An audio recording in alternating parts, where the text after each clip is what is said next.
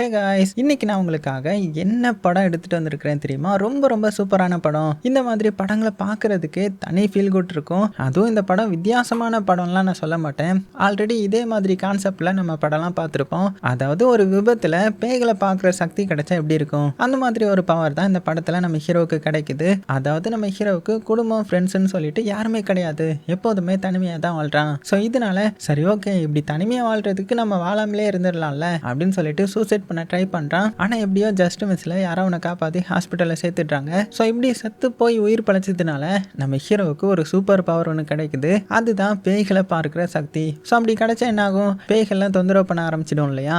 அதனால நம்ம ஹீரோவை பிடிச்சி தொந்தரவு பண்ண ஆரம்பிக்கிறாங்க. ஒழுங்கா என்னுடைய ஆசையெல்லாம் நிறைவேற்றுன்ற மாதிரி. ஸோ அதனால நம்ம ஹீரோ வழி இல்லாம அந்த ஆசைகளெல்லாம் நிறைவேற்றுறான். ஸோ இதனால கடைசியில் என்ன ஆச்சு, அவனுடைய வாழ்க்கை எப்படி மாறிச்சு, அவனுக்குன்னு ஒரு குடும்பம் கிடைச்சுதா இல்லையா அப்படின்ற கதை வந்து ரொம்பவே சூப்பராக சொன்ன கதை தான் 2023 ரிலீஸ் ஆன oh my ghost. So welcome back to mister voice over. வாங்க இப்போ நம்ம இந்த படத்தோட கதைக்குள்ள போயிடலாம். அப்படி போகிறதுக்கு முன்னாடி மறக்காம ஒரே ஒரு லைக் மட்டும் தட்டி விட்டுருங்க. ஸோ படத்தோட ஸ்டார்டிங் சீன்லேயே நம்ம ஹீரோவை காமிக்கிறாங்க. ரொம்பவே சோகமாக தனியாக ஒரு ரூமில் உட்காந்துருக்கான் இல்லையா? வெளியில் பார்த்தா ஊரே கொண்டாட்டத்தில் இருக்கும். ஏன்னா இன்னைக்கு தான் நியூ இயர். எல்லாருமே அவங்க குடும்பம், அவங்க லவ் பண்ணுறவங்க, அவங்களுடைய ஃப்ரெண்ட்ஸ்ன்னு சொல்லிட்டு ரொம்பவே சந்தோஷமாக அந்த நியூ இயரை வந்து கொண்டாடிட்டு இருக்காங்க. ஆனால் நம்ம ஹீரோ மட்டும் கையில் நிறைய மாத்திரைகளை வச்சுட்டு எந்த ஒரு சந்தோஷமுமே இல்லாமல் அமைதியாக உட்காந்துருக்கிறான். அவனுடைய மனசுக்குள்ளேயே கிறிஸ்மஸ் வந்தாலும் சரி, புத்தாண்டு வந்தாலும் சரி, எல்லாருக்கும் கூட இருக்க யாராவது ஒருத்தங்களாவது இருக்காங்க. ஆனால் எனக்கு மட்டும் ஏன் யாருமே இல்லை இந்த உலகத்தில்? நான் எதுக்கு பிறந்தேன், எதுக்காக நான் வாழ்ந்துட்டு இருக்கணும் அப்படின்னு எனக்கே புரியலை அப்படின்னு நினச்சிட்டு இருக்கிறான். ஸோ அந்த அளவுக்கு தனிமை வந்து அவனை வந்து கொண்டுட்டு இருக்குது போல. அப்போ தான் அவனுடைய ஃபோனுக்கு வந்து ஒரு மெசேஜ் வருது. அதாவது நம்ம ஹீரோ ஒரு டெலிவரி பாயாக வேலை பார்த்துட்டு இருப்பான். ஸோ யாரோ ஒரு வயசான தாத்தா வந்து சாப்பிட்றதுக்கு சாப்பாடு வந்து ஆர்டர் பண்ணியிருக்காரு போல. ஆனால் இப்போ நம்ம ஹீரோ இருக்கிற மனநிலையில் வேலைக்கு போகிறதுக்கு சுத்தமாக விருப்பமே கிடையாது. அதனால அந்த ஆர்டரை வந்து கேன்சல் பண்ணிட்டு கையில் இருந்த மாத்திரையில வந்து அப்படியே சாப்பிட போகிறான். ஏன்னா சூசைட் பண்ண போகிறான். அப்போ அந்த தாத்தா கிட்ட இருந்து மறுபடியும் ஒரு ஆர்டர் வருது. அதை பார்த்து நம்ம ஹீரோ கொஞ்ச நேரம் அமைதியாக பார்த்துட்டு, ஒரு பக்கம் அவனே சாகணுன்ற மாதிரி அவனுடைய மனசு சொல்லுது, இன்னொரு பக்கம் பாவம் இந்த நேரத்தில் அந்த தாத்தா வந்து சாப்பாட்டுக்காக காத்துட்டு இருப்பாரு, சாப்பிடாம இருந்திருப்பாரோ, சரி ஓகே நம்ம போய் கொடுத்துட்டு வந்துட்டு அதுக்கப்புறம் நம்ம மாத்திரையை போட்டுக்கலாம் அப்படின்னு சொல்லிட்டு கடைசியாக கையில் இருந்த மாத்திரைகளை தூக்கி போட்டுட்டு அந்த தாத்தாவுக்கு சாப்பாடை வந்து எடுத்துட்டு கிளம்புறான். ஸோ அங்கே போய் தாத்தாவை கூப்பிட்டுட்டு, தாத்தா உங்க ஆர்டர் அப்படின்னு சாப்பாடை கொடுக்க, ஆனால் அந்த தாத்தா வந்து ஒன்றுமே புரியாமல் நம்ம ஹீரோவை பார்த்து, நான் எந்த ஒரு சாப்பாடும் ஆர்டர் பண்ணலையே அப்படின்னதும் இவனுக்கு ஒன்றுமே புரியல. உடனே ஃபோன் எடுத்து ஆர்டர் அந்த டீட்டெயில்ஸ் வந்து பார்க்குறான். இப்போ பார்த்தா எந்த ஒரு ஆர்டருமே இல்லை. என்னடா இது, இப்போ தானே பார்த்தோம், 2 தடவை ஆர்டர் வந்துச்சு, இப்போ என்ன காணாமல் போயிடுச்சு அப்படின்னு ஒரே ஆச்சரியமாக இருக்குது. ஆனாலும் நியூ இயர்ன்றதுனால அந்த தாத்தாவை வெறுங்கையோடு அனுப்ப மனசு வராமல், பரவாயில்ல தாத்தா இதை நீங்களே சாப்பிட்டுக்கோங்க அப்படின்னு அந்த சாப்பாடை அவர்கிட்ட கொடுத்துட்டு அப்படியே வீட்டுக்கு வந்துட்டான். ஸோ வீட்டுக்கு வந்ததுமே மறுபடியும் அப்படியே தனிமையாக இருக்கேன். இப்போ இந்த தடவை எந்த ஒரு தயக்கமுமே இல்லாமல் நிறைய மாத்திரைகளை கையில் எடுத்து சாப்பிட்டுட்டு அப்படியே தண்ணியை குடிச்சிட்டான். ஆனால் நம்ம ஹீரோ பற்றி சொல்லணும்னா, இவன் இந்த மாதிரி பண்ணுறது ஃபர்ஸ்ட் டைம் கிடையாது. சின்ன வயசுல இருந்து அவன் வந்து தனியாக தான் இருக்கிறான். அவனுக்கு ஒரு குடும்பமுமே கிடையாது, அவனுக்காக காத்திருக்க ஒரு லவ்வருமே கிடையாது. ஸோ நான் இருந்தா என்ன இல்லைனா என்ன அப்படின்றது அவனுடைய மனசுக்குள்ள ரொம்பவே கஷ்டத்தை ஏற்படுத்திருக்கு. அதனால தான் இப்போ சாகணுன்ற மாதிரி முடிவு எடுத்திருக்கிறான். அது போக இதுக்கு முன்னாடியும் நிறைய வாட்டி ட்ரை பண்ணியிருக்கிறான். ஆனால் என்ன காரணம்னே தெரியாமல் ஒவ்வொரு தடவையும் எப்படியாவது உயிர் தப்பிச்சிடுவான். ஆனால் இந்த தடவை மாத்திரைகள் வேலை செய்ய ஆரம்பிச்சிடுது. கொஞ்சம் கொஞ்சமாக நம்ம ஹீரோவுக்கு வந்து மயக்கம் வர ஆரம்பிக்குது. ஆனால் அந்த நேரத்தில் சரியாக அவனுடைய வீட்டோடைய ஓனர் வந்து வாடகை வாங்குறதுக்காக வந்துடுறாரு. ஸோ உள்ளே வந்தவர் அங்கே இருக்கிற அந்த லெட்டரை பார்த்ததுமே ஏதோ தப்பாக நடந்திருக்கு அப்படின்னு புரிஞ்சுக்கிட்டு அவசரமாக எமர்ஜென்சிக்கு ஃபோன் பண்ண கொஞ்ச நேரத்தில் ஆம்புலன்ஸ் வந்துடுது. நம்ம ஹீரோ தூக்கிட்டு ஹாஸ்பிட்டலுக்கு வந்து வேகமாக கிளம்புறாங்க. ஸோ அந்த ஆம்புலன்ஸில் தான் நம்ம ஹீரோயினே இருக்காங்க. அவள் வந்து ஒரு நர்ஸ். நம்ம ஹீரோ எப்படியாவது காப்பாற்றணுன்றதுக்காக வேகமாக ட்ரை பண்ணிட்டு இருக்காங்க. அந்த நேரத்தில் ஹீரோயினுக்கு அவளுடைய தம்பிக்காரன் மெசேஜ் பண்ணிகிட்டே இருக்கிறான், சீக்கிரமாக வீட்டுக்கு வா, இன்னைக்கு நியூ இயர் இல்லையா அப்படின்ற மாதிரி மெசேஜ் பண்ணிட்டு இருக்க. ஆனால் இங்கே நம்ம ஹீரோயின் வந்து எமர்ஜென்சியாக ட்ரீட்மெண்ட் கொடுத்துட்ருக்காங்க இல்லையா? ஹீரோ வந்து கிட்டத்தட்ட சாகிற நிலமையில இருக்கிறான். அப்படி சாகிற நிலமையிலையுமே நம்ம ஹீரோ என்ன சொல்கிறான்னா, எனக்கு தனியாக இருக்க பிடிக்கல அப்படின்னு புலம்பிகிட்டு இருக்க. ஸோ இதை கேட்ட ஹீரோயினுக்கு, என்னடா இவன் இப்படி பேசுகிறான், ஒருவேளை தனிமையில் இருந்ததுனால தான் இந்த மாதிரி முடிவெடுத்துட்டானோ அப்படின்றத பார்க்குறாங்க. பார்த்து எந்த அளவுக்கு நம்ம ஹீரோ உடஞ்சி போயிருப்பான்றதும் அவளுக்கு புரியுது. அவனுக்கு கொஞ்சம் தைரியம் கொடுக்கணுன்றதுக்காக மெதுவாக அவனுடைய கையை பிடிச்சிக்கிறாங்க. அடுத்த நொடியே நம்ம ஹீரோ அவளுடைய கையை பிடிச்சிக்கிறான். அவளை தான் அவனுக்கு சுற்றி இருக்கிற எல்லாமே இப்போ மங்களா தெரிய ஆரம்பிக்குது. ஹீரோயின் மட்டும் ஒரு வெளிச்சத்துக்கு நடுவில் அப்படியே பார்க்குற மாதிரி தெரியும். ஸோ அந்த மயக்கத்துலையுமே அவனுக்கு தன்னை காப்பாற்ற ஒரு தேவதை வந்துட்டாடா அப்படின்னு ஹீரோயினை பார்க்க, அதுக்கப்புறம் என்ன நடந்துச்சுன்றது அவனுக்கு தெரியலை. கொஞ்ச நேரம் கழிச்சு மெதுவாக கண்ணை திறக்கும் போது ஹாஸ்பிட்டலில் வந்து படுத்திருப்பான். ஸோ இப்போ நம்ம ஹீரோவுக்கு அப்படியே ஃபுல்லாக நினைவு திரும்பிடுச்சு இல்லையா, நான் இன்னும் உயிரோட தான் இருக்கேனா அப்படின்னு சுற்றி முற்றி என்ன நடக்குதுன்னு புரியாமல் பார்த்துட்டு இருக்கும்போது தான் அவனுடைய பக்கத்தில் ஒரு ஆள் வந்து ரொம்பவே சாதாரணமாக நின்று சிகரெட் வந்து பிடிச்சிட்டு இருப்பான். ஸோ அதை பார்த்த ஹீரோ, ஹலோ என்ன பண்ணுறீங்க, இது வந்து ஹாஸ்பிட்டலுங்களா, சிகரெட் பிடிக்கக்கூடாது அப்படின்னு அந்த ஆளை சத்தம் போட, ஸோ அந்த ஆளும் பார்த்தீங்கன்னா சிகரெட்டை வாயிலேருந்து எடுத்துட்டு ஹீரோ ஒரு மாதிரி பார்த்துட்டு சிரிச்சுக்கிட்டு, உனக்கு என்ன பார்க்க முடியுதா அப்படின்னு கேட்க, என்னடா இவன் பைத்தியம் ஆயிட்டானா, என் முன்னாடி தானே இருக்கிறான், அப்புறம் எப்படி என்னால் பார்க்க முடியாமல் இருக்கும், எனக்கு நல்லாவே தெரியறடா நீ அப்படின்னு சொல்ல, அந்த நேரம் நம்ம ஹீரோயின் அந்த இடத்துக்கு வராங்க. வந்த உடனே, சார் ஹாஸ்பிட்டலுக்குள்ளே சிகரெட்லாம் பிடிக்கக்கூடாது அப்படின்னு சொல்ல, ஹீரோ உடனே பக்கத்தில் இருந்த ஆளை கை காட்ட, ஆனால் அப்போ தான் ஒரு வித்தியாசமான விஷயம் தெரியுது. ஹீரோயின் திட்டினது அந்த ஆளை கிடையாது, நம்ம ஹீரோ தான். ஏன்னா உண்மைக்குமே சிகரெட்டை பிடிச்சிருந்தது நம்ம ஹீரோ தான். ஆனால் ஹீரோடைய கண்ணுக்கு மட்டும் பக்கத்தில் இருந்த ஆணோடைய ஆவி வந்து சிகரெட் பிடிக்கிற மாதிரி தெரிஞ்சிருக்கும். அதாவது பக்கத்தில் இருந்தவர் ஒரு ஆவி போல.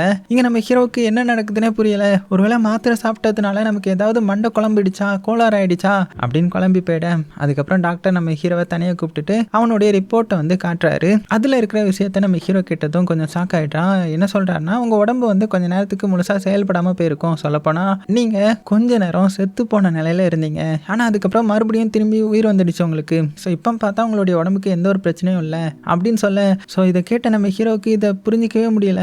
அந்த சமயத்தில் எங்கேயோ இருந்து ஒரு பொண்ணு அழுகிற சத்தம் மாதிரி கேட்குது. யாருடா அதுன்ற மாதிரி சத்தம் வர்ற இடத்த தேடி போய் டாக்டர் ரூமில் இருக்கிற ஒரு அலமாரி கதவை திறக்கிறான். உள்ளே வந்து ஒரு பொண்ணு உட்காந்து அழுதுட்டு இருக்காங்க. ஸோ அதை பார்த்ததுமே நம்ம ஹீரோ உடனே டாக்டர் கிட்ட, இவங்க ஏன் உங்கள் அலமாரிக்குள்ள உட்காந்து அழுதுட்டு இருக்காங்க அப்படின்னு கேட்கும்போது, உடனே டாக்டரும் யாரா இது அப்படின்னு சொல்லிட்டு அலமாரிக்குள்ள பார்க்குறாரு. ஆனால் அங்கே யாருமே தெரியல அவருடைய கண்ணுக்கு. ஸோ டாக்டர் திரும்பி நம்ம ஹீரோ பார்க்குற பார்வையே மாறிடுது. என்ன இவன் மெண்டலாவன் அப்படின்னு நினைக்கிறாரு. ஸோ மாத்திரை சாப்பிட்டதுனால இவனுடைய மனநிலை ஏதாவது பிரச்சனை வந்திருக்குமா அப்படின்னு நினச்சி உடனே நர்ஸை கூப்பிட்டு, இவனை மறுபடியும் அட்மிட் பண்ணுங்க, இன்னும் கொஞ்ச நாள் இவன் வந்து நம்ம கண்காணிப்பில் தான் இருக்கணும் அப்படின்னு சொல்லிட, இங்கே நம்ம ஹீரோவுக்கு ஒன்றுமே புரியல. அடா பாவீங்களா, அப்படின்னா நான் பார்த்தது யாருடா, என்னடா உங்கள் கண்ணுக்கு ஒன்றுமே தெரியலையா அப்படின்னு குழம்பி போயிட்டான். ஸோ அப்படியே நைட் ஆகுது, தூக்கம் வராமல் அப்படியே ஹாஸ்பிட்டலுக்குள்ளே தனியாக நடந்துட்டு இருக்கிறான். அப்போ ஒரு வயசான பாட்டி ஒவ்வொரு நர்ஸ்கிட்டையும் போய் ஏதோ பேசிட்டு இருக்காங்க.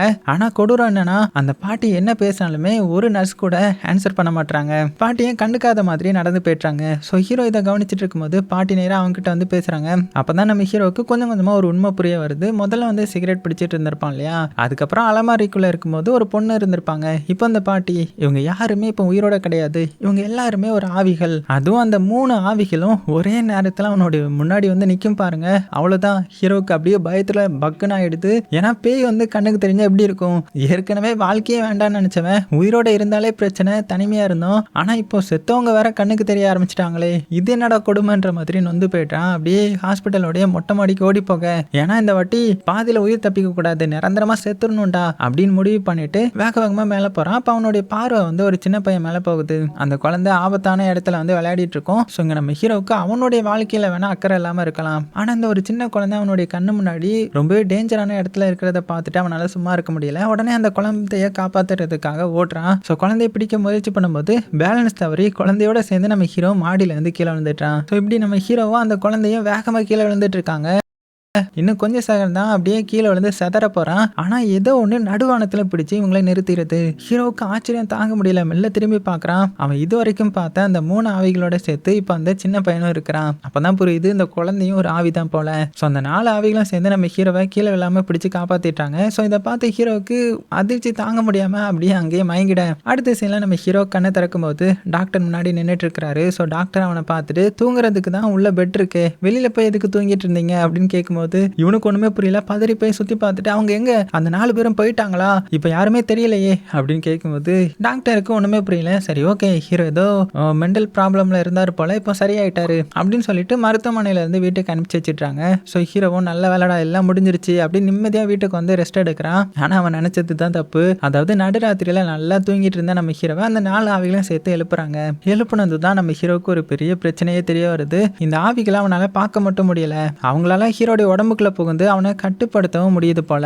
அதாவது இந்த பாட்டியோடைய ஆவி வந்து யோகா பண்ண ஆரம்பிச்சிடுச்சுன்னா ஹீரோடைய உடம்பும் தானா இருந்து அதே மாதிரி யோகா பண்ணுது. ஆண் ஆவி வந்து சிகரெட் பிடிச்சா ஹீரோவும் அவனையே அறியாம சிகரெட் பிடிக்க ஆரம்பிக்கிறான். இந்த சின்ன பையன் ஆவிக்கு வந்து கேக் சாப்பிடணும்னு தோணுச்சுன்னா ஹீரோடைய உடம்பை பயன்படுத்தி கேக் வந்து திருடி சாப்பிட்டுறான். அதே மாதிரி அந்த பொண்ணாவிக்கு அவளுக்கு பிடிச்சதை செய்யணும்னு தோணும் போதெல்லாம் ஹீரோடைய உடம்பை தான் யூஸ் பண்ணிக்கிறான். அதாவது ஹீரோடைய உடம்பை ரிமோட் கண்ட்ரோல் பொம்மை மாதிரி யூஸ் பண்ணிக்கிறாங்க. ஸோ இதெல்லாம் தாங்க முடியாத நம்ம ஹீரோவும் இவங்க கிட்ட இருந்து எப்படியாவது தப்பிச்சா போதும் அப்படின்னு நினைச்சிட்டு கடைசியா ஒரு சாமியார் கிட்ட போறான். அவர்கிட்ட நடந்த எல்லாத்தையுமே சொன்னதுமே அந்த மந்திரவாதியும் பாத்தீங்கன்னா ஹீரோக்கு ஒரு விஷயத்தை புரிய வைக்கிறாங்க. இங்க பாருப்பா தம்பி, ஒருத்தர் இறந்த நாளைக்கு போயிட்டு மறுபடியும் உயிரோட திரும்பி வந்தாங்கன்னா கொஞ்ச நேரம் இந்த உலகத்துக்கும் ஆவிகளுடைய உலகத்துக்கும் நடுவில் இருக்கிற ஒரு கதவு அவங்களுக்கு திறந்துடும். அதனாலதான் இப்போ உனக்கு இப்போ இந்த ஆவிகள் எல்லாம் பார்க்க முடியுது அப்படின்னு சொல்ல அதை கேட்ட ஹீரோவுக்கு அதெல்லாம் முக்கியமே இல்லை, சரி காரணம் எதுவானாலுமே இருக்கட்டும், முதல்ல இவங்க எப்படி என்னுடைய வாழ்க்கையில இருந்து நான் அனுப்புறது அதை மட்டும் சொல்லுங்க அப்படின்னு கேட்கும்போது அவரும் இந்த ஆவிகள் நிறைவேறாத ஏதோ ஒரு கடைசி ஆசைக்காக தான் இந்த இடத்துல இருக்கலாம். அந்த ஆசையை நீ நிறைவேற்றிட்டு வச்சுட்டேன்னு வச்சுக்கோங்க,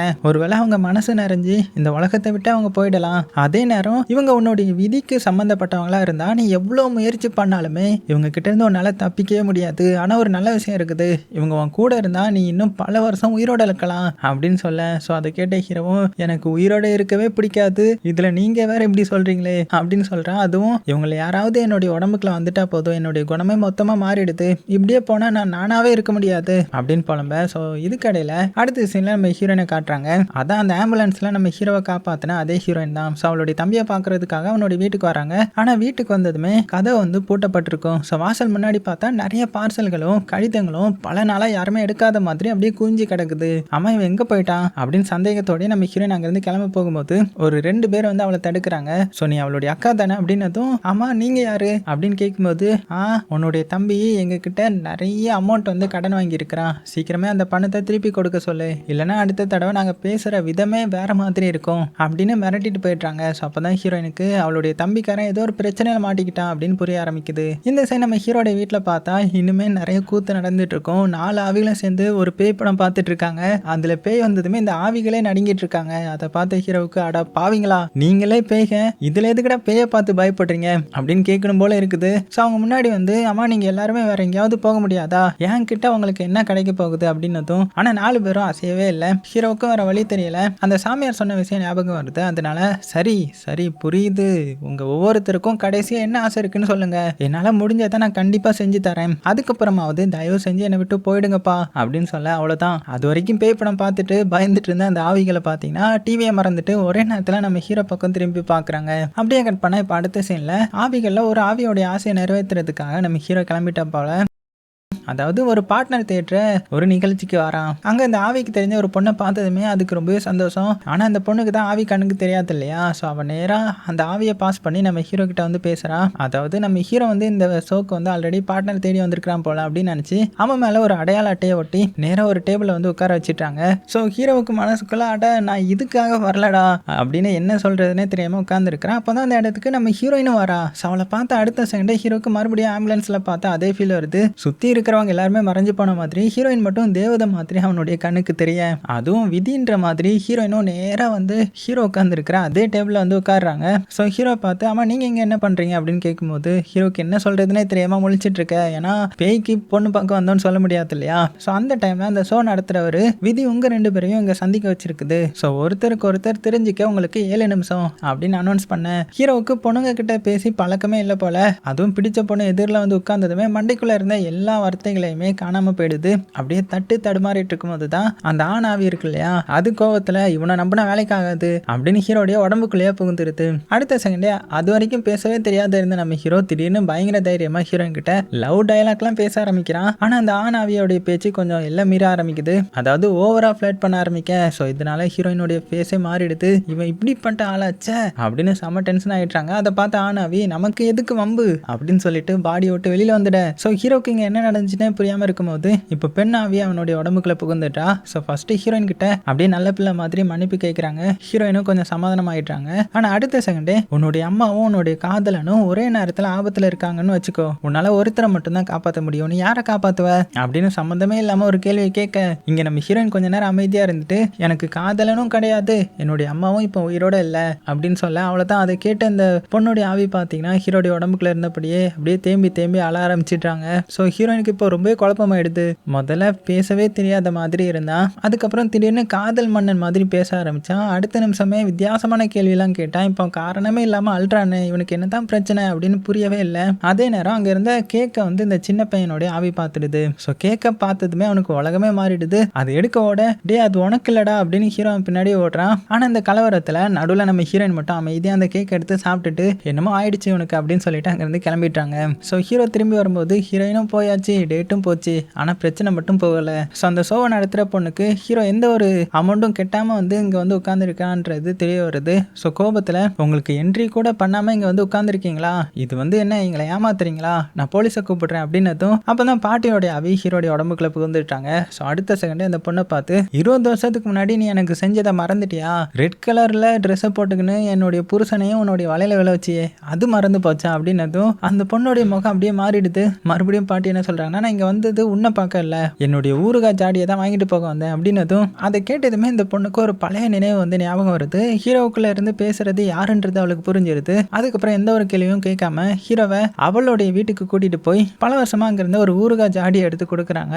ஆனா பாட்டியோட வேலை இன்னுமே முடியல போல. ஹீரோவை மறுபடியும் கட்டுப்படுத்தி அவன் கையில ஒரு ரொம்பவே பழமையான ஒரு லாட்ரி சீட்டை எடுத்து வெளியில வைக்கிறாங்க. அந்த சீட்டை எடுத்துட்டு ஹீரோவும் பாட்டியாவையும் நேரா ஒரு லாட்ரி கடையை தேடி கிளம்புறாங்க. அப்புறமா அந்த லாட்ரி கடைக்கு வந்ததுமே அந்த கடைக்காரர்கிட்ட சீட்டை கொடுத்துட்டு அதை திரும்பி திரும்பி பார்த்து அவரு, என்னங்க இது, இந்த சீட்டு 20 வருஷம் பழசு, இது என்னுடைய அப்பா கடையை பார்த்துக்கிட்டு இருந்த காலத்துல உள்ளது அப்படின்னதும் அதை கேட்ட பாட்டி உடனே ஹீரோ கிட்ட, அப்ப அவனுடைய அப்பா வர சொல்லு, எனக்கு வேண்டியதை நான் அவர்கிட்ட வாங்கணும் அப்படின்னு சொல்ல கொஞ்ச நேரத்துல கடைக்காரருடைய அப்பாவையும் கூட்டிட்டு வராங்க. ஸோ அவரை பார்த்து அடுத்த செகண்டே பாட்டியோடைய முகமே மாறிடுது. உடனே ஹீரோடைய உடம்புக்குள்ள புகுந்து, எனக்கு தர வேண்டிய பணத்தை இன்னுமே தராம வச்சிருக்கியே கொடு அப்படின்னு கேட்கிறாங்க. ஆனா கடைக்காரர் கொஞ்சம் கஷ்டத்துல, என்னுடைய அப்பாவுக்கு வந்து உடம்பு சரியில்லை, அவருக்கு பழைய விஷயங்கள் எதுவுமே ஞாபகம் இருக்காது அப்படின்னதும் ஆனா அந்த வயசானவர் மெதுவா ஹீரோடைய கையை பிடிக்கிறாரு. எல்லாத்தையுமே மறந்துட்டாருன்னு சொன்னவர் ஹீரோவை பார்த்துட்டு கண் கலங்கியபடியே, என் செல்லமே, ஏன் நீ என்னுடைய கனவுல கூட வரமாட்டேங்கிற, என்னை மன்னிச்சுடு, நான் உன்னை நல்லா பார்த்துக்காம விட்டுட்டேன் அப்படின்னு சொல்ல அதை கேட்டதுமே பாட்டியோடைய ஆவி அப்படியே அமைதியாயிட்டாங்க. ஸோ இவ்வளவு நேரம் காசு வேணும்னு பிடிவாதமா இருந்த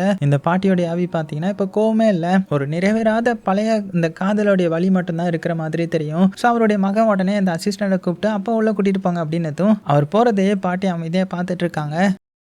ஸோ ஒரு காலத்தில் அவங்க 2 பேருக்குள்ளேயும் காதல் இருந்திருக்கலாம். ஆனால் அந்த காதல் கடைசி வரைக்குமே சேராமல் போயிருக்கலாம். ஸோ அங்கேருந்து வெளியில் வந்ததுமே பாட்டி ஹீரோ கிட்ட இன்னொரு விஷயத்த சொல்கிறாங்க, அந்த பணம் எனக்காக இல்லை, என்னுடைய பேரனுக்காக, அவனுக்கு ஒரு நல்ல பொண்ணு பார்த்து கல்யாணம் பண்ணி வச்சு பரிசா நான் ஒரு வீடியோ வாங்கி தரணுன்ற மாதிரி வாக்கு கொடுத்துருந்தேன் அப்படின்னு சொல்கிறாங்க. அப்படியே சீனும் கட் ஆகுது. இப்போ அடுத்த சீனில் நம்ம ஹீரோயினை காட்டுறாங்க. ஸோ வேலை பார்த்துட்டு இருக்கும்போது அவசரமாக ஒரு கால் வருது. உடனே பேஷண்ட் இருக்கிற இடத்துக்கு போகிறாங்க. ஆனால் அங்கே போய் அடிபட்டு கிடக்கிற ஆளை பார்த்ததுமே அப்படியே ஷாக் ஆகுறேன். ஏன்னா அது வேற யாரும் கிடையாது, அவளுடைய தம்பிக்காரன் தான். ஸோ பயங்கரமாக அடிபட்டிருக்கும் போல. உடனே வேகமாக ட்ரீட்மெண்ட் ஆரம்பிக்கிறாங்க. அப்போ அவனுடைய பாக்கெட்ல இருந்து ஒரு நகை கடை ரசீது மாதிரி ஒன்று கிடைக்குது. அதை எடுத்து பார்த்ததுமே ஹீரோயின் வந்து ரொம்பவே கோபமாயிட்டாங்க. ஏன்னா அவங்களுடைய அம்மா விட்டுட்டு போன வலையில வந்து தம்பிக்காரன் அடகு வச்சுட்டான் போல.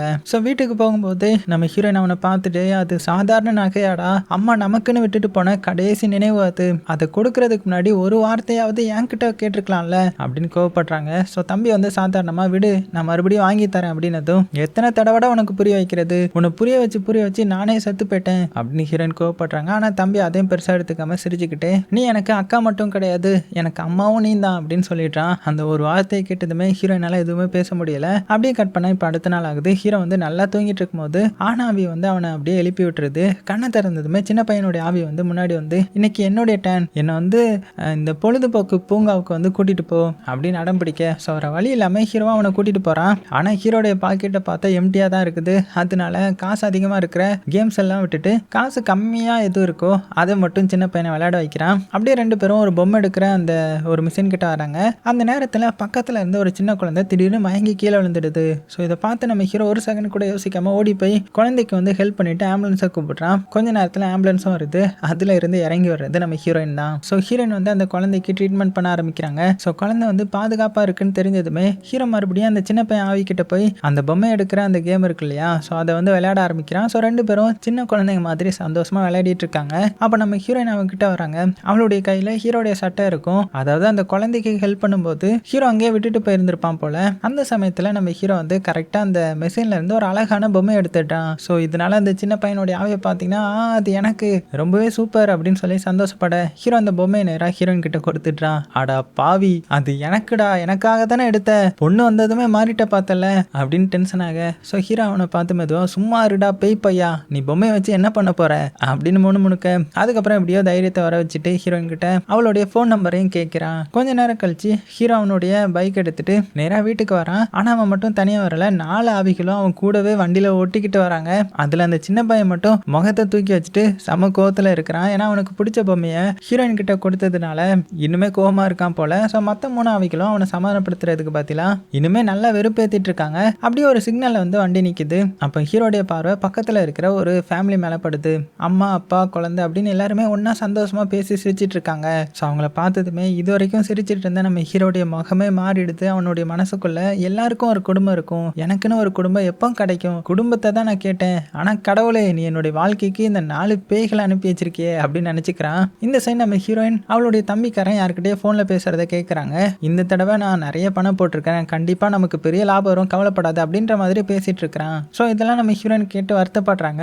அதுக்கப்புறம் அந்த தம்பிக்காரன் நம்ம ஹீரோயினுக்காக ஒரு செருப்பு வாங்கிட்டு வந்து இருந்திருப்பான் போல, அதை கொடுக்க ஸோ ஹீரோயின் வந்து கொஞ்சம் சந்தோஷப்படுறாங்க. அந்த நேரத்தில் சரி ஒரு $10 கொடு அப்படின்னு தம்பி கேட்டுட ஹீரோயினுடைய முகமே மாறிடுது. உங்ககிட்ட பணம் இருந்தா முதல்ல அந்த கடனாட, அவங்க சாதாரணமான ஆளுங்க கிடையாது, ரொம்பவே ஆபத்தானவங்க அப்படின்னு வான் பண்றாங்க.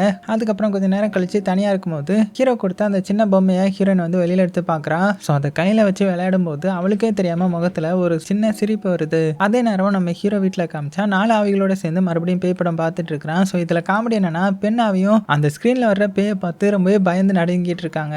இதெல்லாம் பார்த்த ஹீரோவும் விளங்கிடும்டா அப்படின்னு நினைச்சுக்க. ஆனா இந்த தடவை ஆணாவியோடைய கடைசி ஆசையை நிறைவேற்ற நம்ம ஹீரோ ரெடி ஆகுறான். ஸோ அவனுடைய ஆசை வந்து ரொம்ப சிம்பிள் தான். அவனுடைய பழைய காருக்குள்ள கடைசியா ஒரு முறை உட்காந்து சிகரெட் பிடிக்கணும் போல.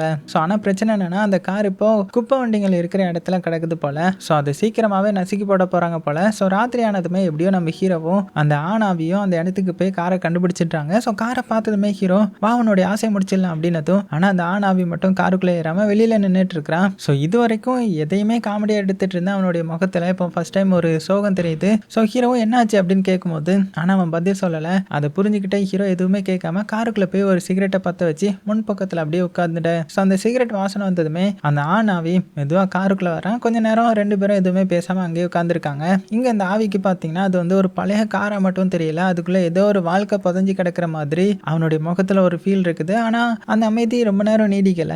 அங்க இருக்கிறாங்க ஜங்க்யார்டோடைய ஓனர் வந்து அவங்கள பார்த்துட்டான். டே யாரா நீங்களா அப்படின்னு ஓடி வர உடனே அந்த ஆணாவி ஹீரோடைய உடம்புக்குள்ள புகுந்துருது. அடுத்த செகண்டே கார் எடுத்துட்டு அங்க இருந்து பறந்துட்டான். ஸோ பின்னாடியே ஓனர் துரத்த பயங்கர வேகத்துல இவங்களும் போறாங்க. ஸோ ஹீரோ மனசுக்குள்ள டேய் மெதுவா போடா, எனக்கு உயிர் முக்கியம், நீ தான் செத்து போயிட்ட, நான் சாகல அப்படின்னு அலறிட்டே இருக்கேன். ஆனா அந்த ஆவியை பாத்தீங்கன்னா பல வருஷத்துக்கு அப்புறம் அவனுடைய காரை ஓட்டுற சந்தோஷம். ஸோ அவன் இந்த மொத்த சேசிங்குமே ரசிச்சிட்டு இருக்கிறான். ஸோ கொஞ்சம் தூரம் போனதுமே முன்னாடி வந்து வழி மறைஞ்சு போயிடுது. ஸோ பின்னாடி வந்து ஓனர் வந்து கையில ஒரு கம்போட இறங்கி ஹீரோவை கார்ல இருந்து இழுத்து அடிக்க வரான். அப்ப அவனுக்கு வந்து ஒரு போன் வருது. ஸோ ஆப்போசிட்ல பேசுறவரு அந்த காரோடைய இன்ஜினே வேலை செய்யாது, இன்னும் சொல்ல போனா அது வந்து ஒரு எம்டி வண்டி தான், அந்த கார் எப்படி ஓடுச்சு அப்படின்னு கேட்க ஓனர் அப்படியே சாக்காகிறான். காரோடைய முன்பக்கத்தை ஓபன் பண்ணி பார்த்தா உண்மைக்குமே இன்ஜினே காணோம். ஸோ அவன் கிட்ட இருந்த கோபம் இப்ப அப்படியே பயமா மாறிடுது. அப்ப கரெக்டா மத்த 3 ஆவிகளும் சேர்ந்து அவனை பயமுறுத்த அவ்வளவுதான், அலறி அடிச்சுட்டு ஆளை விடுங்கடா சாமி அப்படின்னு சொல்லிட்டு அங்கிருந்து ஓடி ஒரு இடத்துல போய் ஒளிஞ்சிக்கிறான். இதுக்கப்புறம் நம்ம ஹீரோவும் அந்த ஆவியும் கார் எடுத்துட்டு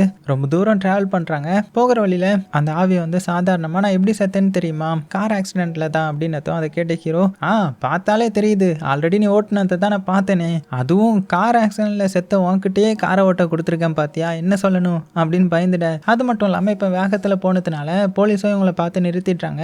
ஸோ அங்க இருக்கிற ஆபீசர் வந்து ஹீரோ கிட்ட லைசன்ஸை காட்டு அப்படின்னு கேட்கும்போது அந்த ஆண் ஆவி வந்து அவனை கட்டுப்படுத்தி அவனுடைய பழைய அந்த லைசன்ஸ் நம்பரை சொல்லிட போலீஸ் ஆஃபீஸரும் அந்த டிவைஸ்ல வந்து போட்டு பாக்குறாங்க. ஆனா அதுல வர்ற ஃபேஸை பார்த்தா ஹீரோடைய ஃபேஸ் கிடையாது இல்லையா, வேற ஒருத்தனுடையது.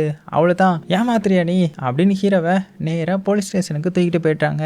அங்க ஆபீசர்ஸ் வந்து உன்னுடைய குடும்பத்துல இருந்து யாரையாவது வர சொல்லு, அவங்க வந்து காரை எடுத்துட்டு போகட்டும் அப்படின்னதும் அந்த ஒரு வார்த்தையை கேட்டதுமே இது வரைக்கும் காமெடியா பேசிட்டு இருந்தா நம்ம ஹீரோடைய முகமே மாறிடுது. எனக்கு குடும்பம்னு சொல்லிக்க யாருமே கிடையாது, நண்பர்களும் கிடையாது அப்படின்னு சோகமா சொல்றான். அதுக்கப்புறம் அந்த போலீஸ் ஸ்டேஷன்ல தனியா உட்கார்ந்து இருக்கும்போது அவனுடைய மனசுக்குள்ள மறுபடியும் அந்த பழைய லோன்லினஸ் வந்து வர ஆரம்பிக்குது.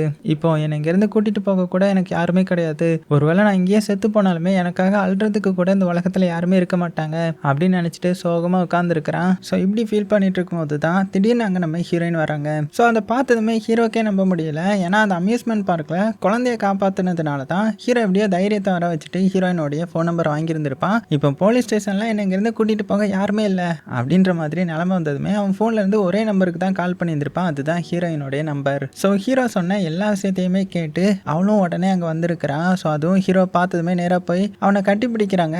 ஸோ இதை பார்த்த போலீஸ்காரங்களுக்கும் ஓஹோ இவங்க 2 பேரும் லவ் பண்ணுறாங்க போல அப்படின்னு தோணிடுது. அதனால ஹீரோயின் சொல்கிறத நம்பி ஹீரோ அங்கேருந்து விட்டுடுறாங்க. அப்புறமா நம்ம ஹீரோயினே காரை ஓட்டிட்டு அவனை கூட்டிகிட்டு போகிறாங்க. போகிற வழியில் நம்ம ஹீரோ ரொம்பவே சோகமாக மன்னிச்சிடுங்க, என் ஃபோனில் உங்கள் நம்பரை தவிர வேறு யார் நம்பருமே கிடையாது, அதனால தான் தெரியாமல் உங்களுக்கு கால் பண்ணி கூப்பிட்டுட்டேன் அப்படின்னு ஹீரோயின் சிரிச்சுக்கிட்டே அதுக்கு நான் பரவாயில்ல அப்படின்னு ஹீரோயினும் சொல்ல, ஆனால் அந்த கார் வந்து பழைய கார் போல், ஹீரோ வந்து மாற்றி ஓட்ட வேண்டிய கார் போல், ஹீரோயினுக்கு அதை சரியாக ஓட்ட தெரியாததுனால கார் வந்து முன்னாடி போகிறதா இல்லைனா பின்னாடி போகுதான்ற மாதிரி ஆட்டம் காட்டிட்டு இருக்க. ஸோ இதை பார்த்து அந்த பெண் அவை வந்து பொறுக்கவே முடியல. உடனே ஹீரோடைய உடம்புக்குள்ளே புகுந்து அது அப்படி இல்லை, முதல்ல கிளச் அதுக்கப்புறம் கியர், ஐயோ மெதுவா காரை கொண்டுடாத அப்படின்ற மாதிரி ஹீரோயினுக்கு வந்து ஓட்ட சொல்லி கொடுக்குது. கொஞ்ச நேரத்துக்கு அப்புறம் அவங்க ஒரு இடத்துக்கு வராங்க. ஸோ ஹீரோ காரோடைய சாவியை ஹீரோயின் கிட்ட கொடுத்துட்டு சரி நான் போகிறேன் அப்படின்னு திரும்பி நடக்க ஆரம்பிக்க, அப்போ பின்னாடி இருந்த 4 ஆவிகளும் ஒரே நேரத்தில் அட பாவி முட்டா பையில அவளை அப்படியே விட்டுட்டு நீ எங்கடா போற திரும்பி போடா அப்படின்னு விரட்டுறாங்க. ஸோ வேற வழி இல்லாமல் ஹீரோ மறுபடியும் ஹீரோயின் கிட்ட போகிறான். ஸோ கொஞ்ச நேரம் தைரியத்தை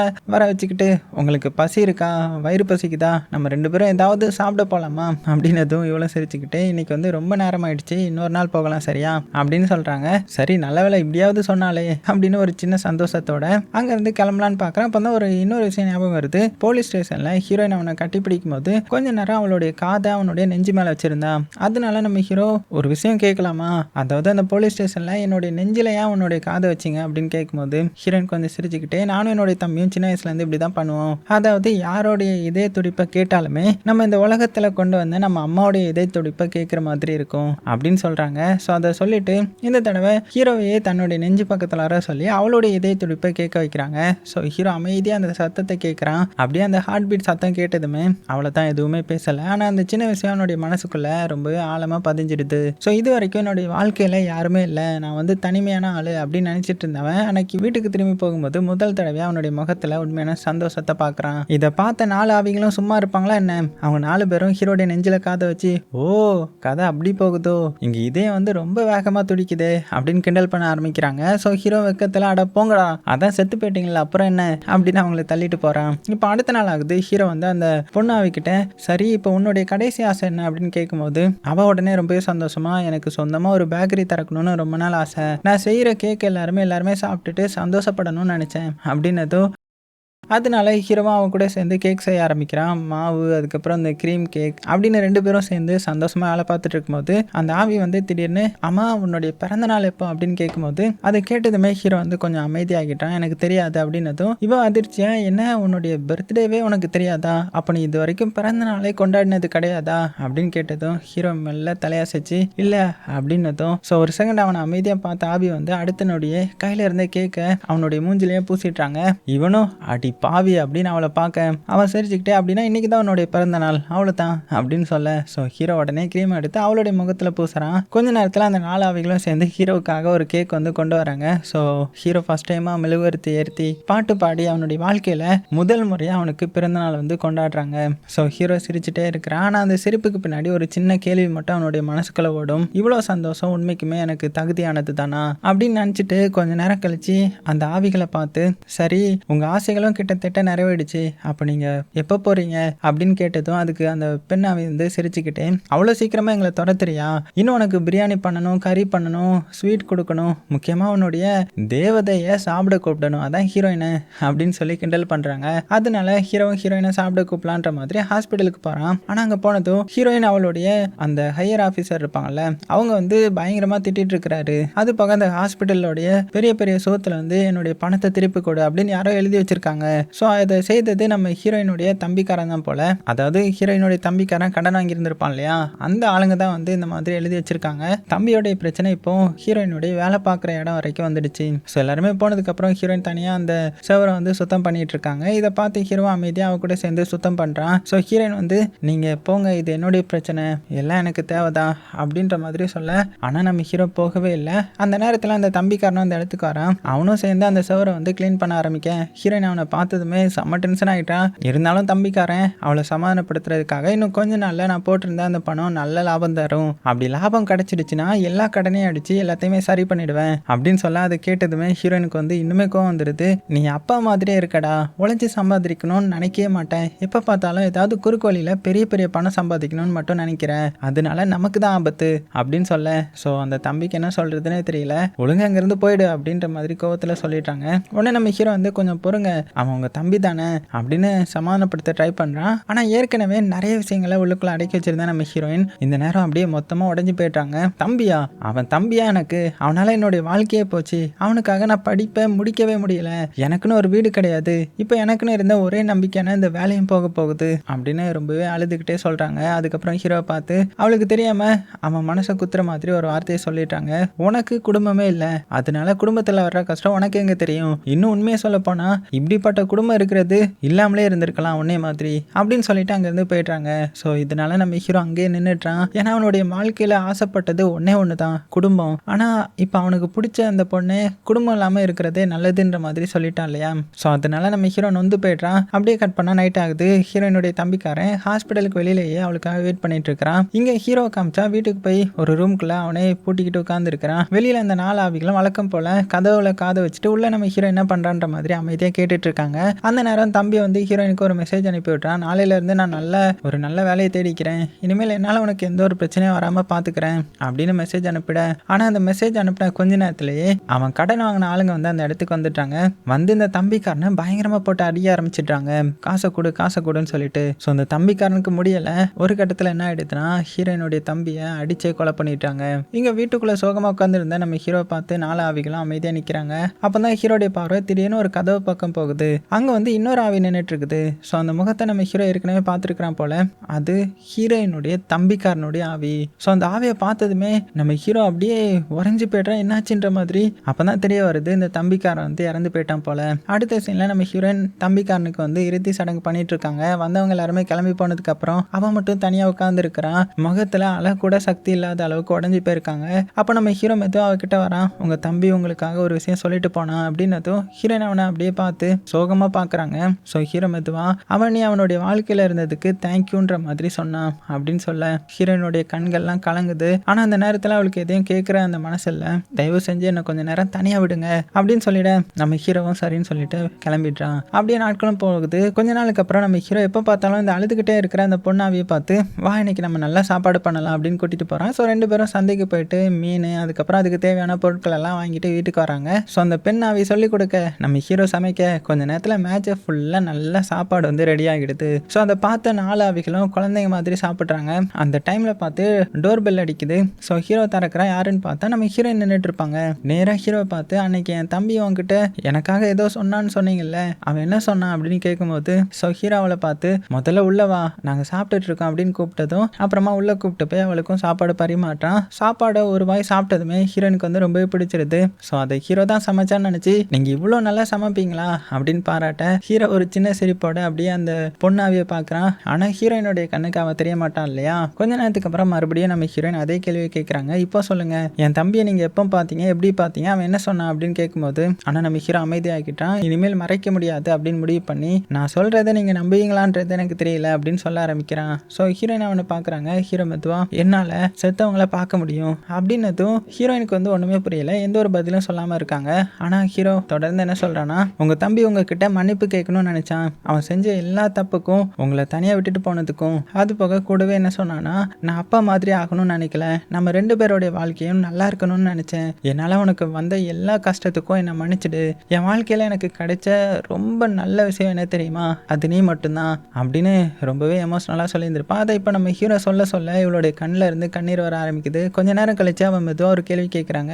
ஆமாம் இப்போ அவன் எங்கே இருக்கான், இங்கே தான் இருக்கானா அப்படின்னு கேட்கும்போது ஆனால் உண்மைக்குமே அவனுடைய ஆவி வந்து இந்த இடத்துல இல்லை. ஸோ ஹீரோ என்ன சொல்கிறதுன்னு தெரியாமல் அப்படியே முழிச்சிட்டு இருக்கா. அப்போ மற்ற ஆவிகளும் ஆமான்னு சொல்லு, அவளுக்கு கொஞ்சம் மனசு நிம்மதியாக இருக்கட்டும் அப்படின்னு சைகை காட்டுறாங்க. ஸோ ஹீரோவும் ஹீரோயினுக்கு கொஞ்சம் ஆறுதல் கிடைக்கணுன்றதுக்காக ஆமான்ற மாதிரி போய் சொல்லிட்டான். அதுக்கப்புறம் அவளுடைய தம்பி தன்னுடைய உடம்புக்குள்ள வந்த மாதிரி நடிச்சு உன்னை நல்லா பார்த்துக்கோ, நேரத்துக்கு நேரம் சாப்பிடு, சந்தோஷமா இரு, என்னை நினச்சி கவலைப்படாத, என்ன பார்க்கணும்னு தோணும் போதெல்லாம் நீ நிலாவை பாரு, அங்கேருந்து தான் நான் உன்னை பார்த்துட்டு இருப்பேன் அப்படின்னு சொல்ல. ஆனால் அந்த வார்த்தைகளை கேட்டால் அடுத்த செகண்டே ஹீரோயினுடைய முகம் மாறிடுது. அதாவது நம்ம ஹீரோ போய் சொல்லிட்டு இருக்கான்ற இல்லைன்றது அவளுக்கு புரிஞ்சு போயிடுது. கண்ணீரோட ஹீரோவை பார்த்து போதும் என்ன லூஸ் ஆக்காதீங்க, ஏமாத்தாதீங்க அப்படின்னதும் ஹீரோ அதிர்ச்சியில் அவளை பார்க்க ஹீரோயின் அழுதுகிட்டே என் தம்பி என்னை ஒருபோதுமே என்னுடைய உண்மையான பேரை சொல்லி கூப்பிட மாட்டான் அப்படின்னு சொல்ல அவளை தான் இது வரைக்கும் அடக்கி வச்சிருந்த எல்லா வழியும் ஒரே நேரத்தில் வெளியில் வருது. அவன் அங்கேருந்து உடஞ்சி போய் அழ ஆரம்பிக்கிறாங்க.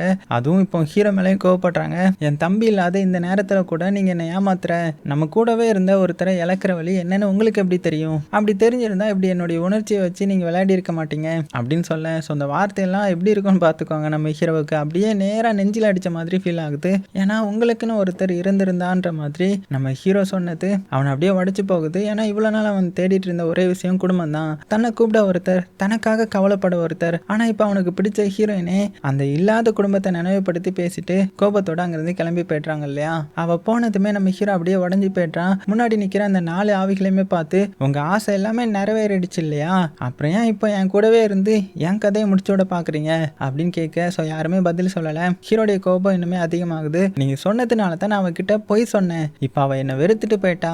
நீங்கள் என்னுடைய வாழ்க்கையை நல்லாக்குறீங்கன்னு நினைக்கிறீங்க, ஆனால் உண்மைக்குமே நீங்கள் வந்ததுக்கு அப்புறம் தான் என்னுடைய வாழ்க்கை இன்னுமே மோசமாயிடுச்சு அப்படின்னு கத்துறான். அதுக்கப்புறம் தயவு செஞ்சு என்னை விட்டு போயிடுங்க அப்படின்னு சொல்லிட்டு அவங்க சேர்த்து சமைச்சு வச்சிருந்த சாப்பாட்டையும் கோபத்தில் அப்படியே தூக்கி எறிஞ்சிட்டான். ஸோ அந்த 4 ஆவிகளுக்கும் என்ன சொல்றதுன்னே தெரியல. முதல் தடவையா அவனை காமெடியாக கிண்டல் பண்ணாமல் அமைதியாக நின்று அவனை பார்த்துட்டு இருக்காங்க. இங்கே நம்ம ஹீரோ அடுத்தது என்ன பண்ணுறான்னா, அன்னைக்கு நைட்டே மறுபடியும் அவனுடைய வாழ்க்கையை முடிச்சுக்கலாம் அப்படின்னு மறுபடியும் ட்ரை பண்ணுறான். ஆனால் இந்த தடவையும் அவனால் எதுவுமே பண்ண முடியல. அதே சமயத்தில் இந்த சைடு நம்ம ஹீரோயினுக்கும் ஒரு நகை கடையிலேருந்து கால் வருது. உங்கள் அம்மாவுடைய வளையல்களை வந்து மாற்றி செய்ய சொன்ன அந்த நெக்லஸ் வந்து தயாராகிடுச்சு, ஸோ அதை வாங்கிக்கோங்க அப்படின்னதும் ஹீரோயினுக்கு ஒன்றுமே புரியல. வளையல் என்னுடைய தம்பி வித்துட்டான்னு தானே நினச்சேன் அப்படின்னு ஒன்றுமே புரியாமல் நகை கடைக்கு போகிறாங்க. அங்கே அந்த நெக்லஸை கையில் வாங்கினதுமே அவளுடைய கண் அப்படியே கலங்கிறது. தம்பி வந்து அந்த நெக்லஸ் வந்து விற்கல போல.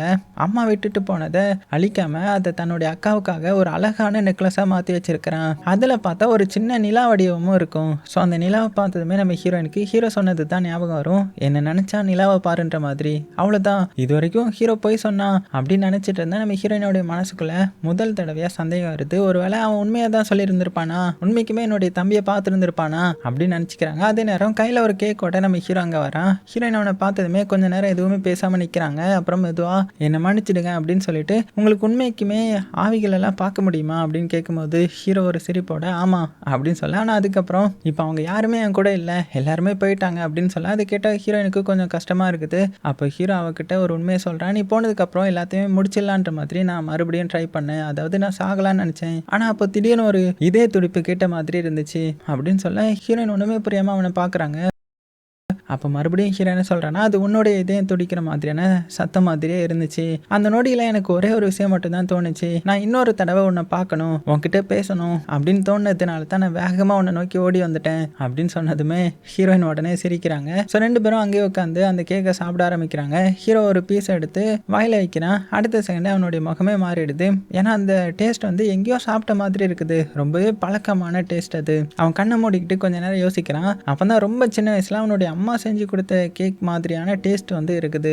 இதே டேஸ்ட் தான், இதுதான் நான் சின்ன வயசுல சாப்பிட்டு இருக்கிறேன் அப்படின்னு அவனுடைய மனசுக்குள்ள நினைச்சிட்டேன். அந்த டேஸ்ட் வந்து பல வருஷமா மறந்து போயிருந்த கதவை அப்படியே திறந்துடுது. ஒவ்வொரு மெமரிஸா அவனுக்கு ஞாபகம் வர ஆரம்பிக்குது. அதாவது ஹீரோடைய கண்ணுக்கு தெரிஞ்ச அந்த பெண் ஆவி இருக்கு இல்லையா, ஸோ எப்போ பார்த்தாலுமே அவனை பார்த்து கவலைப்படுற அந்த விதம், அவனுக்கு சாப்பாடு செஞ்சு கொடுக்குற விதம், அவனுடைய பிறந்த நாளை கொண்டாடுற விதம் எல்லாமே அவனுடைய அம்மா மாதிரியே இருந்திருக்கும். அதுவும் அந்த சின்ன பையனுடைய ஆவி இருக்கு இல்லையா, அவனுடைய சேட்டைகள், அவன் எப்போ பார்த்தாலும் கேக் சாப்பிடுறது, பொம்மைன்னு குழந்தைத்தனமா நடந்துக்கிற விதம் வந்து அவனுடைய சின்ன வயசான சின்ன தம்பி மாதிரியே அவனுக்கு வந்து ஞாபகம் வருது. அது போக அந்த பாட்டி ஆவி இருக்கு இல்லையா, ஸோ அவங்க வந்து நம்ம ஹீரோ பார்த்த விதம், இவனை திட்டினாலுமே உள்ளுக்குள்ள அக்கறையா இருக்கிற விதம், அதெல்லாம் பார்க்கும்போது அவனுடைய சொந்த பாட்டி மாதிரி அவனுக்கு ஃபீல் ஆகுது.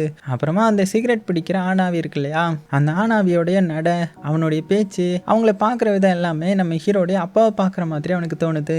இப்போ எல்லா பீஸையும் அப்படியே கனெக்ட் பண்ணி பார்க்குறான். பார்த்து அப்படியே உறைஞ்சி போயிட்டான். இப்போ தான் அவனுக்கு உண்மை புரியுது. இந்த 4 பேரும் தெரியாத ஆவிகள்லாம் கிடையாது, அவனுடைய சொந்த குடும்பம் தான் அது. பல வருஷத்துக்கு முன்னாடி நடந்த ஒரு கார் விபத்தில் அவனுடைய அப்பா, அம்மா, பாட்டி, சின்ன தம்பி அப்படின்னு எல்லாருமே ஒரே நேரத்தில் இறந்து போயிருப்பாங்க. அந்த விபத்தில் உயிரோட தப்பிச்ச ஒரே ஆள் நம்ம ஹீரோ மட்டும்தான். ஆனால் அந்த விபத்து நடந்த போது அவன் வந்து ரொம்ப சின்ன பையன். வருஷங்கள் போக போக அந்த முகங்களையே அவன் மறந்துட்டான். அதனால தான் இத்தனை நாளா அவன் இவங்க கூட இருந்துமே அவனால் அவங்கள கண்டுபிடிக்க முடியல. உண்மை புரிஞ்ச அடுத்த செகண்டே நம்ம ஹீரோ வேகமாக வீட்டுக்கு ஓட்டுறான். கதவை திறந்துட்டு எங்கே இருக்கீங்க, திரும்பி வாங்க, தயவு செஞ்சு என்னை விட்டு போயிடாதீங்க அப்படின்னு அழுறான். கொஞ்ச நேரம் யாருமே வரல. ஸோ ஹீரோ அப்படியே உடஞ்சி போய் உட்காரும்போது முதல்ல அந்த சின்ன பையன் ஆவி வரான். ஸோ அவனை பார்த்ததுமே ஹீரோவுக்கு பேச்சே வரல. அதுக்கப்புறம் பாட்டி ஆவி மெதுவா வந்து எதுக்குடா இப்படி அழுகிற அப்படின்னு பாசமா கேட்குறாங்க. ஹீரோ குழந்தை மாதிரி அழுதுகிட்டே அவங்கள பார்க்குறான். பாட்டி வந்து அவனை சமாதானப்படுத்திக்கிட்டே வாழ்க்கை வந்து ரொம்பவே அழகானது கண்ணா, எவ்வளோ கஷ்டம் வந்தாலுமே அதை நீயே முடிச்சிட முயற்சி பண்ணக்கூடாது அப்படின்னு சொல்றாங்க. அதுக்கப்புறம் அவனுடைய அப்பா அவனுடைய முன்னாடி வராங்க. ஹீரோவை மேல இருந்து கீழே அப்படியே அவர் பார்த்துட்டு சிரிச்சுக்கிட்டே, என் பையன் இவ்வளோ பெருசா மாறிட்டானா, என்னைய மாதிரியே ஸ்ட்ராங்கா வளர்ந்துட்டல்ல அப்படின்னு சொல்றாரு. ஸோ ஹீரோவுக்கு கண்ணீர் வந்து கண்ணிலே நிற்க மாட்டேங்குது. அவன் வந்து நீங்க தான் என்னுடைய குடும்பம்ன்றதை ஏன் என்கிட்ட முன்னாடியே சொல்லலை அப்படின்னு கேட்கும்போது அதுக்கு பாட்டி மெதுவா, ஏன்னா அந்த பழைய விபத்தோட வழியை மறுபடியும் அவனுக்கு ஞாபகப்படுத்த நான் விரும்பலை அப்படின்னு சொல்றாங்க. அப்போ தான் கடைசி அவனுடைய அம்மா வந்து அவனுடைய முன்னாடி வராங்க. அம்மாவை பார்த்து அடுத்த செகண்டே இது வரைக்கும் அடக்கி வச்சிருந்த எல்லா எமோஷனலும் அப்படியே உடஞ்சி போயிடுது. ஹீரோ ஓடி போய் அம்மாவை கட்டி பிடிச்சிக்கிறான். அம்மா அப்படின்ற மாதிரி சொல்லக்கூட முடியல அவனால. அம்மாவும் அவனை டைட்டாக பிடிச்சிக்கிட்டு அழுறாங்க. கொஞ்ச நேரம் கழிச்சு அவனுடைய கண்ணீரை தொடச்சி, என்னை மன்னிச்சிடு கண்ணா, உன்னை சின்ன வயசுலேயே தனியாக விட்டுட்டு நான் போயிட்டேன் அப்படின்னு சொல்ல ஹீரோ தலையாட்டிக்கிட்டே அழுறான். அம்மா மறுபடியும், ஆனால் இப்போ நாங்கள் போக வேண்டிய நேரம் வந்துடுச்சு அப்படின்னு சொல்ல அவ்வளோதான். ஹீரோவுக்கு அவங்கள விட தோணவே இல்லை. இருக்கமா அவங்களே பிடிச்சிக்கிறான். வேண்டாம், மறுபடியும் என்னை தனியாக விட்டுட்டு போயிடாதீங்கம்மா அப்படின்னு அழுகிறான். அம்மா அவனுடைய முகத்தை பிடிச்சி, ஒரு விஷயம் மட்டும் மறக்காத, நீ எப்போதுமே தனியாக இருந்ததே கிடையாது, நாங்கள் எப்போதுமே உன் கூட தான் இருந்தோம், இனிமேலும் உன்னோட இருதயத்துக்குள்ளே தான் இருப்போம் அப்படின்னு சொல்லும்போது நமக்கு அப்படியே ஃப்ளாஷ்பேக் ஒவ்வொன்றா காட்டுறாங்க. ஹீரோடைய வாழ்க்கையில் அவன் நிறைய வாட்டி செத்துடலான்ற மாதிரி நினச்சிருப்பான் இல்லையா. ஒவ்வொரு தடவையும் ஏதோ ஒரு விஷயம் வந்து அவனை தடுத்திருக்கும், காப்பாற்றிருக்கும். ஆனால் அது வெறும் அதிர்ஷ்டம் மட்டும் கிடையாது. அந்த ஒவ்வொரு தடவையும் பின்னால் இருந்தது அவனுடைய ஃபேமிலி தான். அவன் தன்னை தனிமையாக இருக்கேன்னு நினச்ச ஒவ்வொரு நாளுமே அவங்க கூட இருந்தது அவனுடைய ஃபேமிலி தான். ஹீரோ அவங்கள கண்ணீரோட பார்த்துட்டு இருக்க குடும்பத்தில் இருக்கிற எல்லாருமே அவனை பார்த்து சிரிக்கிறாங்க. கொஞ்சம் கொஞ்சமாக அவங்களுடைய உருவம் அப்படியே வெளிச்சமாக மாற ஆரம்பிக்குது. ஹீரோ வேணாம் இன்னும் கொஞ்ச நேரம் இருங்க அப்படின்னு சொல்லியும் அவங்க எல்லாருமே சிரிச்ச முகத்தோட மெதுவாக அந்த வெளிச்சத்துக்குள்ள மறைஞ்சு போயிடுறாங்க. இந்த தடவை நிரந்தரமா மறைஞ்சிட்டாங்க. ஹீரோ அங்கேயே நின்று அழுதுட்டு இருக்கிறான். ஆனா ஆரம்பத்துல இருந்த மாதிரி இது வெறும் தனிமையோட அழுகை கிடையாது. தான் யாருன்னு, தன்னை யார் நேசிச்சாங்கன்னு இப்போ அவனுக்கு நல்லாவே தெரிஞ்சிருச்சு இல்லையா. ஸோ அதே நேரத்தில் அங்கே நம்ம ஹீரோயினும் வந்து சேர்றாங்க. ஒரு காலத்தில் எனக்கு வாழ காரணமே தெரியலன்ற மாதிரி நினச்சி நம்ம ஹீரோ இப்போ அவனுடைய வாழ்க்கையை மறுபடியும் ஆரம்பிக்க ஒரே ஒரு காரணத்தோட நிற்கிறான். ஸோ அதுதான் நம்ம ஹீரோயின். ஸோ அவனுக்கு குடும்பம் இப்போ கண்ணுக்கு தெரியாம போயிருக்கலாம். ஆனால் இப்போ அவன் எப்போதுமே தனிமையாக இல்லைல்ல, நம்ம ஹீரோயின் கூட சேர்ந்து சந்தோஷமாக வாழ போகிறான்ற மாதிரி காமிச்சு இந்த படத்தையும் முடிக்கிறாங்க.